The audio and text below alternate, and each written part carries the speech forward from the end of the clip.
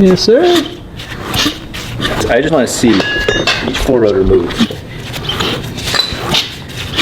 Next one. This one rotates the other way. Really good there. I think we're good. Yeah, I think we're good. This piece of the puzzle. Oh no, that's not good. Basically pressing it in the bearings. Knocking the O-ring out of everything.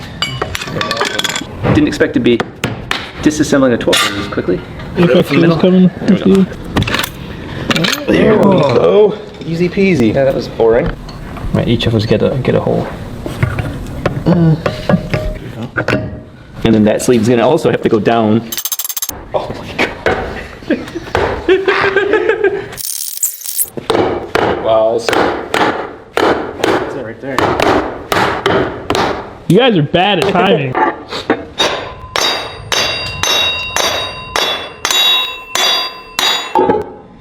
There. Only cool kids are.